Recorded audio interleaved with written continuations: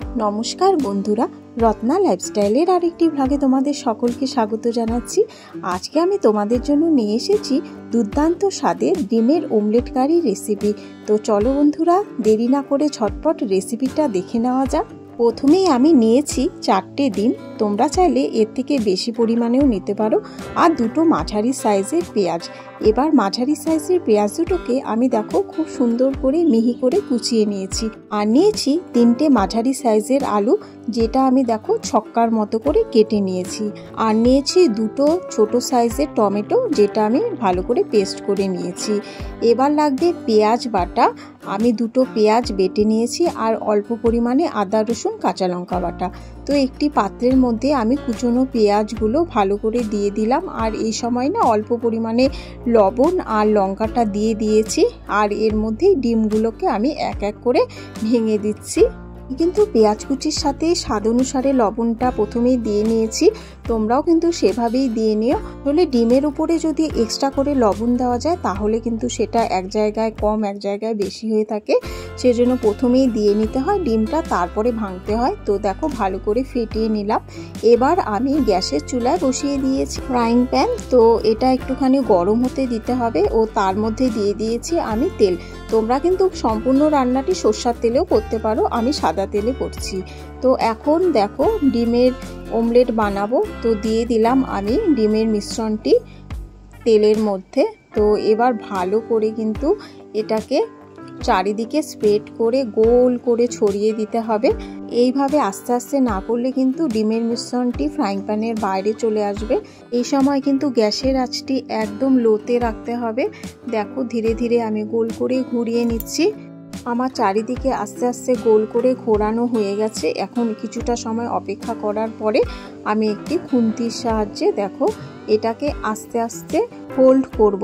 এই দেখো নিচের দিকটা বেশ হয়ে গেছে, তো আমি এই দেখো আস্তে আস্তে ফোল্ড করছি। এখানে কোনো হুড়াহুড়ি করার প্রয়োজন নেই, ধীরে সুস্থেই করতে হবে, না হলে কিন্তু জিনিসটা ভালো হবে না। তো দেখো আমি কত সুন্দর করে ধীরে ধীরে প্রেস করে করে তারপরে এটাকে কিন্তু উল্টে দিচ্ছি, দেখো যাতে কোনো অংশ ভেঙে না যায়, এভাবেই করতে হবে। তো দেখো আমার অনেকটাই হয়ে গেছে, শুধু আর এক পিঠ যদি আমি ফোল্ড করে দিই ব্যাস, তাহলেই কিন্তু এটা অনেকটাই হয়ে যাবে। দেখো হয়ে গেছে।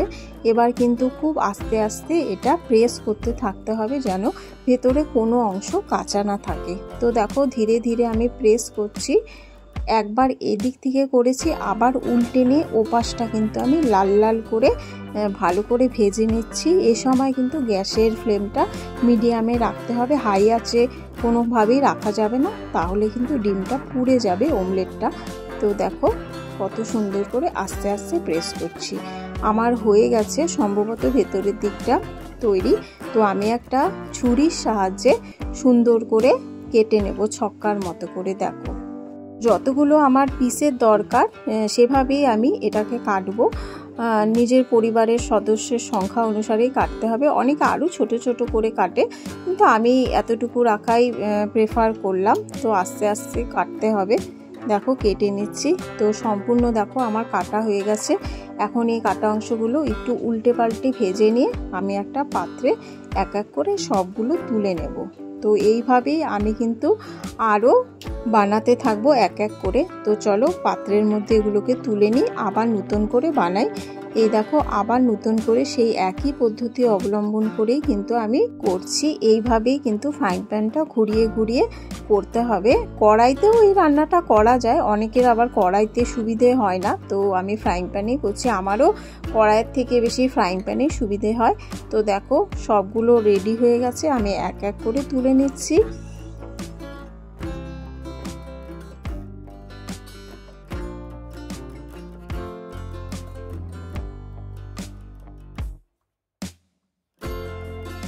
তো সব অমলেটগুলো তোলা হয়ে গেছে। এখন আমি কড়াই বসিয়ে দিয়েছি, আর কড়াইটা গরম হয়ে গেলে তার মধ্যে দিয়ে দিলাম সাদা তেল। এবার আমি সাদা তেলের মধ্যে দিয়ে দিচ্ছি আলু, যেই আলুগুলো আমি ডাইসের মতো করে ছক্কার মতো করে কেটে নিয়েছিলাম। তো সবগুলো এক এক করে দিলাম, দিয়ে এবার কিন্তু লাল লাল করে ভাজতে হবে। এই সময় তোমরা চাইলে এর মধ্যে হলুদও অ্যাড করতে পারো তেলের মধ্যে। আমি অল্প পরিমাণে অ্যাড করেছি। হলুদ দিলে আসলে কালারটা খুব সুন্দর আসে, আলুর একদম গোল্ডেন ব্রাউন হয়ে আসে। তো দেখো আমার আলুগুলো ভাজা হয়ে গেছে। তো তুলে নিয়ে আমি ওই তেলের মধ্যেই কিছুটা পরিমাণে কালো জিরে সম্বার দিয়েছি। কালো জিরেগুলো দেখো ভালো করে যখন ফুটে যাবে এর মধ্যে আমি দিয়ে দিলাম পেঁয়াজ বাটা, যেটা আমি পেস্ট করে রেখে দিয়েছিলাম। পেঁয়াজ বাটাটা কিন্তু ভালো করে নাড়াচাড়া করতে হবে যাতে পেঁয়াজের কোনো রকমের কাঁচা গন্ধ না থাকে। দেখো আমি ভালো করে নাড়াচাড়া করে নিচ্ছি, গোল্ডেন ব্রাউনভাবে ভেজে নিয়েছি। এবার এর মধ্যে আদা রসুন কাঁচা লঙ্কা বাটাটা যেটা আমি বেটে রেখেছিলাম তো সেটাই দিয়ে দিলাম। এবার কিন্তু ভালো করে নাড়াচাড়া করতে হবে যাতে আদা রসুনের গন্ধটা না আসে। এবার এর মধ্যে দিয়ে দিচ্ছি অল্প পরিমাণে, যতটুকু দরকার সেই পরিমাণ মতো হলুদ দিয়ে দেব। হলুদ দিয়ে সামান্য নাড়াচাড়া করতে হবে যাতে পেঁয়াজের সাথে ভালোভাবে মিক্সড হয়ে যায়। তো দেখো আমি ভালোভাবে নাড়াচাড়া করছি। তো নাড়াচাড়া করার পরে এর মধ্যে আমি দিয়ে দিচ্ছি ধনের গুঁড়ো। তোমরা চাইলে ধনের গুঁড়ো না দিয়ে জিরের গুঁড়োও অ্যাড করতে পারো, কিন্তু আমি ধনের গুঁড়ো দিয়েই রান্নাটা করব। তো দেখো ধনের গুঁড়ো দিয়ে ভালো করে মশলাটাকে একটু তেলের মধ্যে নাড়াচাড়া করছি। তো এখন আমি টমেটো পিউরিটা দিয়ে দেব। দেখো আমি টমেটো পিউরিটা দিয়ে দিলাম। এবার আবার ভালো করে নাড়াচাড়া করব। মশলার সাথে ভালো করে নাড়াচাড়া করলে টমেটোর কাঁচা গন্ধটাও আস্তে আস্তে চলে যাবে আর খুব ভালোও লাগবে। এই যে দেখো আমি নাড়াচাড়া করছি, তো টমেটোর কাঁচা গন্ধ চলে গেছে। তো আমি এই সময় কিছুটা পরিমাণে জল অ্যাড করব। অবশ্যই উষ্ণ গরম জল অ্যাড করব। রান্নার ক্ষেত্রে উষ্ণ গরম জল অ্যাড করলে কিন্তু রান্নার টেস্টই অন্যরকম হয়ে যায়। তো এখন পরিমাণ মতো লবণ আমি অ্যাড করছি। তো যতটা পরিমাণে লবণ দরকার তো সেই পরিমাণ মানে যতটা পরিমাণ আমি ঝোল রাখবো সেই অনুসারেই লবণ অ্যাড করেছি।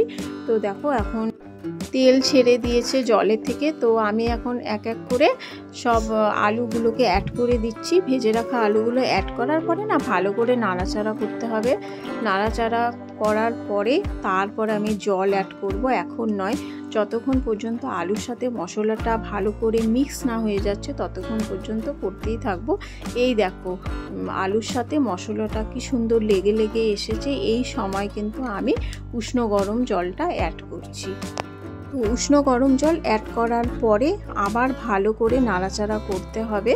কড়াইয়ের গায়ে লেগে থাকা যত মশলা ছিল সব একবারে জলের সাথে অ্যাড করে দিয়ে আমি 8 থেকে 10 মিনিটের জন্য ঢাকা দিয়ে দেব, একদম লো ফ্লেমে, যাতে আলুগুলো ভালো করে সিদ্ধ হয়ে যায়। তো 8 থেকে 10 মিনিট পরে এসে যখন আমি ঢাকনাটা সরালাম দেখো কত সুন্দর ফ্লেভারও বেরিয়েছে আর সম্ভবত আলু সেদ্ধ হয়ে গেছে। এখন একটুখানি চেক করে দেখতে হবে যে আলুগুলো সেদ্ধ হয়েছে কিনা, একটা চেক করলেই বোঝা যাবে। তো দেখো কি সুন্দর আলু সেদ্ধ হয়ে গেছে। তো আমি এখন এক এক করে ডিমের কেটে রাখা অমলেটগুলো দিয়ে দেব এর মধ্যে।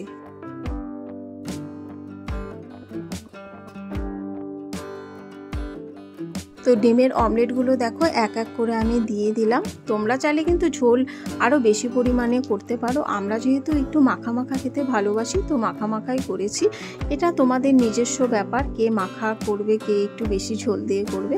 তো আমরা যেহেতু মাখা খাই তো মাখা মাখাই করলাম। এই সময় কিন্তু গরম মশলাটা আমি অ্যাড করে দেব। এই দেখো আমি গরম মশলা দিয়েছি, তোমরা শাহি গরম মশলা ইউজ করতে পারো। গরম মশলা অ্যাড করার পরে ভালো করে একটুখানি নাড়াচাড়া করে নিতে হবে। এই সময় কিন্তু আমি অবশ্যই ধনেপাতা অ্যাড করব। ধনেপাতাটা অপশনাল, তোমরা যারা পছন্দ করো তারা অ্যাড করতে পারো, আর না পছন্দ করলে না অ্যাড করলেও চলবে। আমরা যেহেতু ভালোবাসি তো ধনেপাতাটা অ্যাড করলাম। আসলে ধনেপাতার ফ্লেভারটা ভীষণ ভালো লাগে আমাদের সবার, তো সেজন্য অ্যাড করেছি। তো দেখো আমার রান্না প্রায় কমপ্লিট। আমি এখন সামান্য একটুখানি ফুটিয়ে নিয়ে তারপর পাত্রে ঢেলে নেব বন্ধুরা। তো দেখো আমার রান্না কমপ্লিট আর আমি ঢেলে নিয়েছি পাত্রে। তো বন্ধুরা আমার এই অমলেট কারি রেসিপিটি তোমাদের কেমন লাগলো অবশ্যই কিন্তু তোমরা কমেন্টস করে জানিও। আর যারা আমার চ্যানেলটি নতুন দেখছো তারা কিন্তু অবশ্যই সাবস্ক্রাইব করে আমার পাশে থেকো। আবার দেখা হবে খুব শীঘ্রই নেক্সট একটা ব্লগে। ততক্ষণ তোমরা সুস্থ থেকো, ভালো থেকো। নমস্কার।